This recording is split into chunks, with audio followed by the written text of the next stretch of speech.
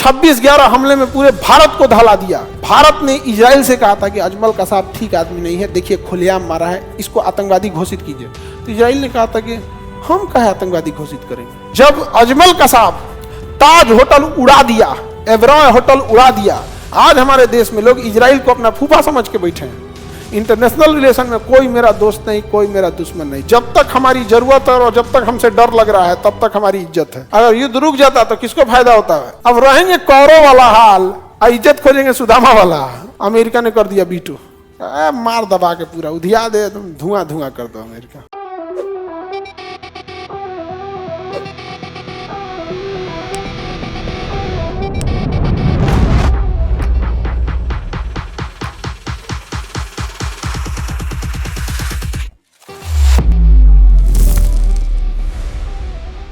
फिलिस्तीन गया, अरब वाले भागे भागे गए लोग यहाँ पर ऊंट पे बैठ के, हबीबी युद्ध रोक दीजिए। इजराइल इतना मार रहा है कि कोई मत पूछिए। यहाँ पे हम लोग की तो उतनी है मतलब हिम्मतें नहीं है इजराइल से लड़ सके। अरे बाप हो बाप, युद्ध रोकवा दीजिए। यूएनओ में गया युद्ध रोकने के लिए, तो कौन रोकेगा? सुरक्षा पर। अगर युद्ध रुक जाता तो किसको फायदा होता है? गाजा को, फिलिस्तीन को, क्योंकि ये तो लड़ नहीं पाएंगे। उनको पहले ही सेना रखने नहीं दिया है, एयरफोर्स नहीं रखना। अच्छा देखो इन लोगों को, देखो शक्तिशाली बनते हैं अपने आप को। इजराइल के पास ना अपनी फिलिस्तीन के पास ना अपनी सेना है, ना वायुसेना है, ना नौसेना है, ना एंटी एयरक्राफ्ट मिसाइल है, ना हेलीकॉप्टर है, ना पानी वाली जहाज है, ना पनडुब्बी है। और उसको 31 को मिलकर मार रहा था। और उसके बाद अपने को कहता है हम बहुत बहादुर है। कहा हुआ था तुम्हारा अफगानिस्तान में 10 साल तक लड़े रूस, अब 20 साल लड़ा अमेरिका, उसका पूरा नाटो मार के रद्द कर दिया। कहाँ गया तुम्हारा बहादुरी वियतनाम में? कहां गया तुम्हारा बहादुरी उत्तरी कोरिया किम जोंग के पास? सबसे पहले परमाणु बम निकालता है, कहता है कि इधर इधर ये सब बंदूक बंदूक से शुरुआत नहीं, ये थोड़ी ना कि बंदूक बम तो मिसाइल फिर परमाणु। मारना ही है तो कौन है बताओ? कौन है रे? ये जापान है। तो जापान का हम क्या किए हैं? तो तुम क्या किया है?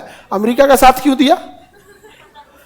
जापान को बस इसलिए मारने के लिए धमकी देता है कि तुम अमेरिका के साथ क्यों दिया। दक्षिणी कोरिया को इसलिए मारने के लिए कहता है कि तुम अमेरिका के साथ क्यों दिया। कहा कि अमेरिका दूर है थोड़ा सा, हमें परमाणु बम है तो उधर भी मारेंगे, आई सबको भी निपटाएंगे जाए हम। तो ये सब अमेरिका को समझाता है, उत्तरी कोरिया से मत लड़िए, आदमी ठीक नहीं है, हम लोग भी पिसा जाएंगे। नहीं समझ में गया? एकदम भयानक मार ले है। तो इजराइल गया, सॉरी फिलिस्तीन गया कहां पर? यूएनओ में, युद्ध रोकवा दीजिए। तुमको गेटवे पे मना कर दे, तुम कौन हो? कहा हम फिलिस्तीन है। कहा कि तुम इसका सदस्य नहीं है। तो कहा उससे क्या हुआ? सुरक्षा परिषद की तो जिम्मेदारी है विश्व में शांति ले आना, शांति लाइए। तो सारे देशों ने कहा कि हाँ हाँ ऐसे देश पे हमला हो रहा है, यहाँ पे ऐसे शांति होना चाहिए। अमेरिका ने कर दिया बीटू, मार दबा के पूरा उधिया दे, तुम धुआं धुआं कर दो अमेरिका। और अमेरिका जब सऊदी अरब जाता है तो स्वागत में आइए आइए, समझे? हम लोग से क्या उम्मीद करो? हम लोग तो पहले नॉन एलाइजिंग मूवमेंट के, गुट निरपेक्ष इसके हैं, गुट निरपेक्ष। और हम आज भी फिलिस्तीन को कहते हैं तुम खुल के सपोर्ट करो कि कश्मीर भारत का है, खुल के कहो कश्मीर भारत का है, हम सब तुम्हारे साथ खड़े रहेंगे। कश्मीर के मामले में भारत और पाकिस्तान का आंतरिक मामला है, और तुम्हारा गाजा जब तुमको इजराइल धोएगा तो हमको बचाओ। अरे बोलो एक बार, कश्मीर किसका है? भारत। हम लोग बोलने को तैयार है कि तुम्हारे साथ गलत हो रहा है। एक बार फिलिस्तीन बोले कि पाकिस्तान गलत कब्जा किया है कश्मीर पे, कश्मीर को खाली करो, हम लोग खुद बोलेंगे। और हमारे प्रधानमंत्री अटल बिहारी वाजपेयी ने खुद बोला था कि इजराइल का कब्जा गलत है। एक प्रधानमंत्री ने बोला, अटल बिहारी वाजपेयी ने। सोचिए ऐसा थोड़ी होता है जी, आप अपने हिसाब से चलेंगे और हमको यहाँ पे हम लोग भी हम लोग से इजराइल कहता है कि जो हमास वाले हैं ना, हमास वाले बड़ी मारा था सब, मिसाइल विसाइल, ये आतंकवादी है सब, इसको बोलिए आतंकवादी है। भारत ने कहा हम क्या बोलेंगे? आपको लगेगा कि भारत ऐसा क्यों बोला? जब अजमल कसाब ताज होटल उड़ा दिया, एवरॉय होटल उड़ा दिया, 26/11 हमले में पूरे भारत को दहला दिया, तब भारत ने इजराइल से कहा था कि अजमल कसाब ठीक आदमी नहीं है, देखिए खुलेआम मारा है, इसको आतंकवादी घोषित कीजिए।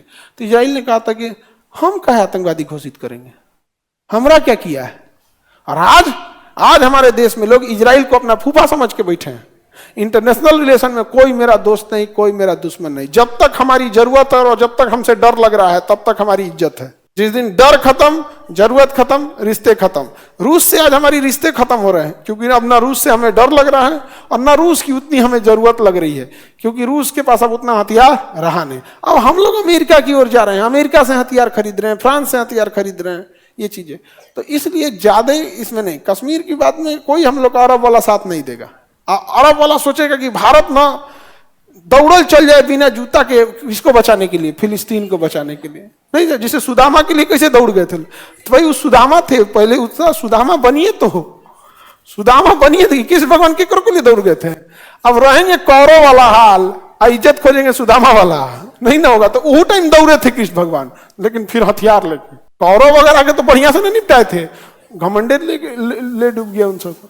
यूपीएससी, बीपीएससी एवं सभी राज्यों की सिविल सेवाओं की परीक्षाओं एवं नीट जी आदि की तैयारी करें भारत की सबसे बेहतरीन coaching centre Khan global studies के साथ। अधिक जानकारी के लिए हमारे दिए गए हेल्पलाइन नंबर 8757354880 पर संपर्क करें।